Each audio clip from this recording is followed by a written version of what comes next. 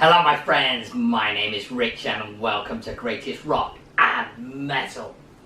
On Greatest Rock and Metal I talk about what are for me the greatest rock albums, bands and gigs of all time, based on listening to thousands of albums and going to hundreds of gigs over many years. Please press the red button to subscribe to the channel. It's free, it's easy to do and it won't take you very long. Thank you very much.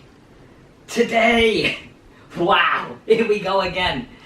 September the 24th, 1991, yet another 30th anniversary album. The amazing, the iconic Nirvana Nevermind album. You will also see, if you look at some of my other videos, that 30 years ago today, there were albums from Soundgarden's Badmotorfinger released and Red Hot Chili Peppers released Blood Sugar Sex Magic. 3 amazing albums all on this. I couldn't do my 3 then. 3 amazing albums all on this day. You know why I couldn't do my 3? I'm so used to doing the 2 for the metal. Anyway, back to this. Nirvana's Nevermind.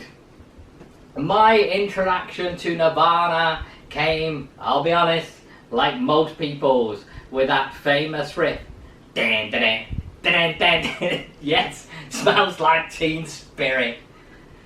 Who wasn't introduced to Nirvana other than by Smells Like Teen Spirit? Well, there were a few that got there before us, and wow, I, like many others, the minute I heard that, rushed out to get the album. Well, not strictly true, because the single came out just a few weeks before the album did, but I was there ready to get this. Nirvana formed in 1987, so just 4 years before the release of this album, and they were not from Seattle. They were from a place called Aberdeen, in the same state as Seattle, Washington State, but it's about 100 miles from Seattle itself. But they were lumped in with this Seattle scene, the grunge sound that was around at that time, with bands like Pearl Jam, Alice in Chains, Soundgarden, Mudhoney, and a few others. And even though they didn't really sound the same as each other, being from this locality, they all got lumped in together. The main songwriter, Kurt Cobain, formed the band with bassist Chris Novoselic and drummer Chad Channing, who joined a year later. Their debut album, this album down here, Bleach, was released in 1989. It was kind of very popular on college radio, but didn't really hit the big time. It was in 1991 that they had to wait for the big time with this monster of an album, which just blew up the band almost overnight. 1992, there was a real clamour for more music from the band already, so they released the Incesticide album, which was like a collection of B-sides and demos and some live rarities, radio sessions, things like that. But mostly was new songs that we haven't heard before, unless you've been a long time Nirvana fan and you'd heard some of these songs live. And then in 1993 we had the In Utero album, which was a real about turn from Nevermind. Nevermind was famous for its great melodies and almost pop sensibilities. In Utero was a lot rawer, louder, more aggressive, more similar in nature to their Bleach album, a lot more punk in nature. They still had great melodies there, but the songs weren't as singable as the ones that we had on Nevermind. Later that year they appeared on MTV Unplugged, which was all the rage at this particular time. Many bands wanted to appear on MTV Unplugged, but not many bands did it in the way that Nirvana did. MTV Unplugged album down there. They really did rewrite the rules when it came to the unplugged sessions, and created very different versions of their songs, of their famous songs, in the acoustic style, and introduced some great cover versions of songs as well.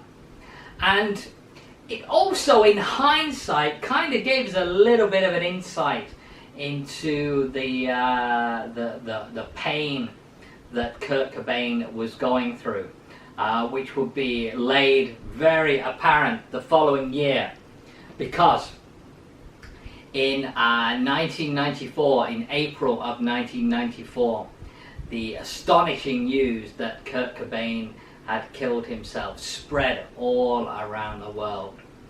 And of course there's been famous people who have committed suicide before, but this was a huge one. I remember at the time, you can see I'm a big music fan, and I wasn't particularly having the best time of my life at this particular time in my life, and it hit me as well as many as it did with many others. So much so, I actually took a pilgrimage out to the home where he killed himself not long after it happened. It was a really incredible moment in rock history, and I can still remember it very vividly today.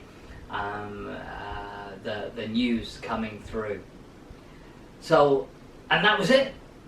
That was the end of Nirvana. Of course, I forgot to mention that for Nevermind, Chad Channing had gone, and a new drummer had come in, a guy by the name of Dave Grohl, who you may or may not have heard of. The thing that just reminded me to talk about Dave Grohl is, of course, because Dave Grohl went on to form the Foo Fighters and become one of the biggest rock bands in the world, and one of the biggest rock stars in the world, if not the most well-known rock star in the world today. Yeah, there you have it. So, let's take a quick look at rock t-shirts by the sea.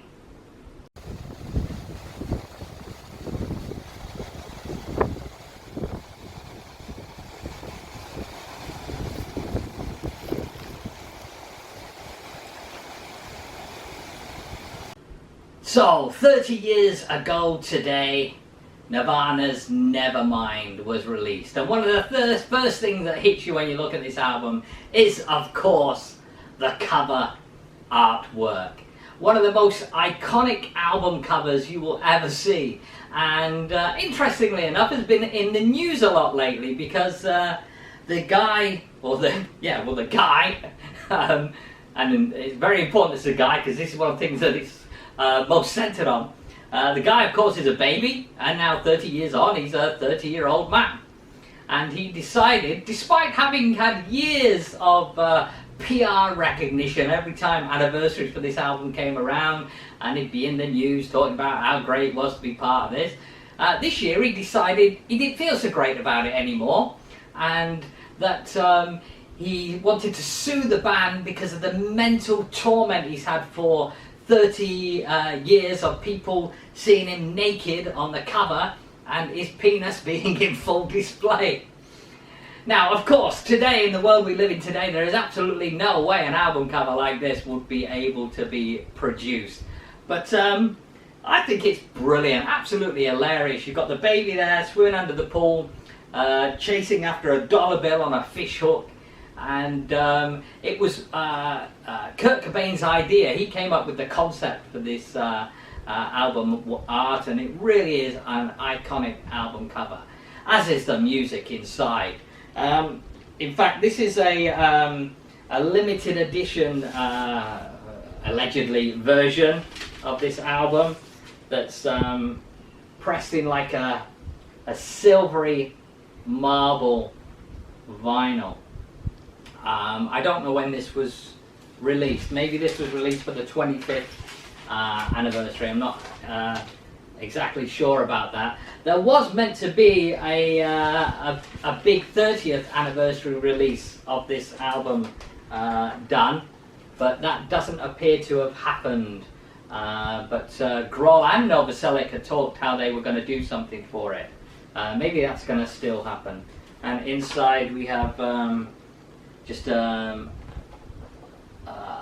of the lyrics that are all, it's not the total lyrics for the songs, it's just some of the lyrics put together in there. So anyway, back to the songs themselves. The album was produced by a guy by the name of Butch Vig, who at the time wasn't really that well known. He'd done a few alternative rock type bands, and of course this album took him to legendary status as a producer, and he also started his own band Garbage, who are still producing music today. The sound of this album, the production of it, is absolutely amazing. The clarity of all the instruments on here, and the bass and the drum sound that he achieves is just phenomenal. It really is up there with one of the perfect sounding rock albums. And one of the other clever things that Butch Vig was able to do is, this was a real change for Nirvana, who are very much a punkish style album with Bleach.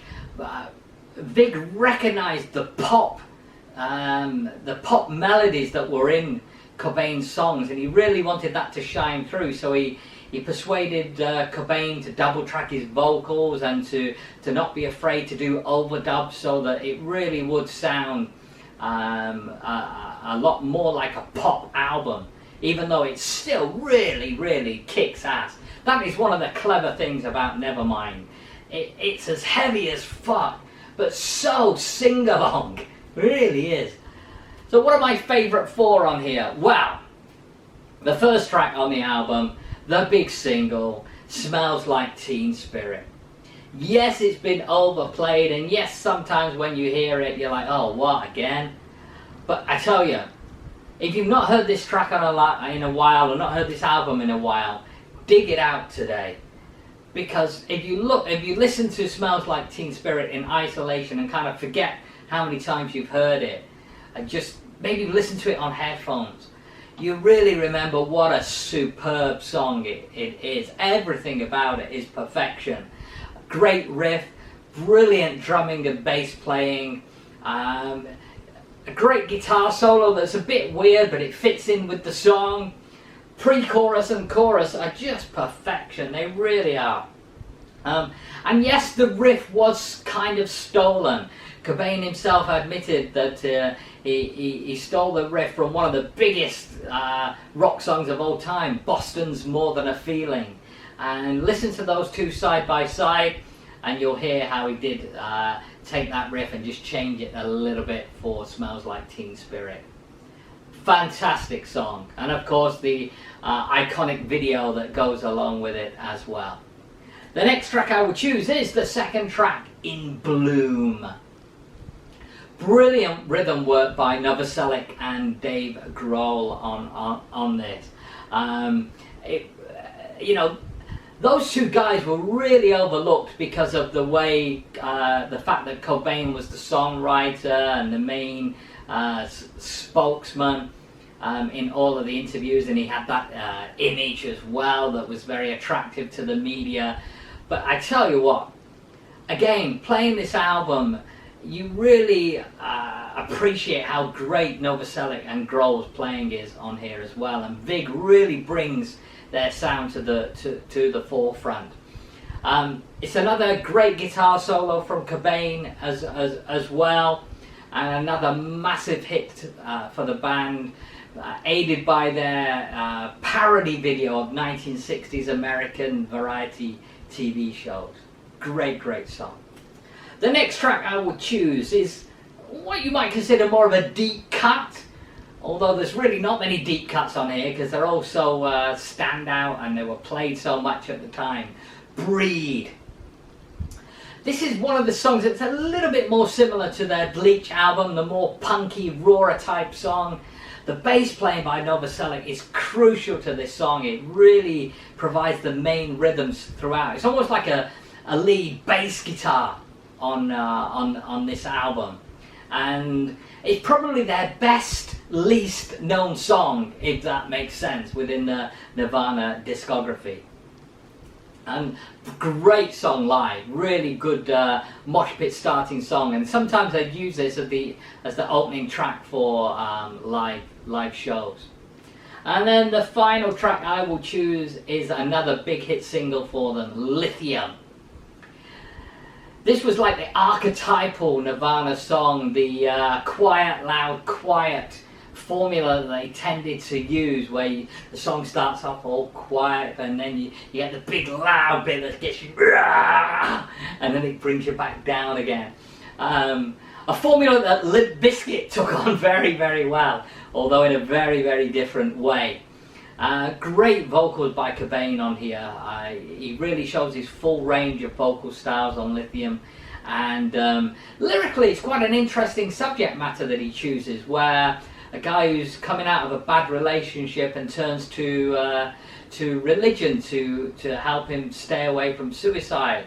Not something that's often talked about in the rock and metal field, the influence of religion, unless we're talking about Stryper or Creed, of course. So there you have it, Nirvana's amazing Nevermind, 30 years old today. Get it out, blast it, and like I said, get good headphones on it and a quiet room, and really appreciate the sonic masterpiece, not just the songs, but the sonic masterpiece of this album. Now, one of my biggest regrets in life was not seeing Nirvana live. I could have gone to what became a very, very iconic show, the Reading Festival, when they headlined the Reading Festival. I really can't remember why. I've got a feeling it might have been because I couldn't afford it at the time, because my big summer festival was, the priority was always the Donington Monsters of Rock Festival. And I think at this particular time I was a little bit tight for money, and I wasn't able to go to Reading Festival as well. But I was all excited when they were going to come to the UK for the to Brixton Academy on the In Utero tour. Which, this is the ticket, the unused ticket for that gig. Because sadly, of course, Cobain committed suicide just a few days before this gig was due to take place, or a few days after. Actually, I think the gig had already been cancelled because Cobain had overdosed prior to him killing himself. So I think it had already been not cancelled, postponed, and then early in April. This gig was the 4th of April. Early April, Cobain committed suicide. So I never sent my ticket back for a refund. I always felt this would be, as you've seen if you watched my previous videos, I've always kept from day one my concert tickets, and I just felt that even though I never got to see them, this would be a great memento of a great, great band, and I'm really pleased that I didn't get my my £13.50 back. So there you have it. That's my thoughts on Nirvana's Nevermind. Thank you very much for watching. Please press the red button to subscribe to the channel. And remember, as always, we rock!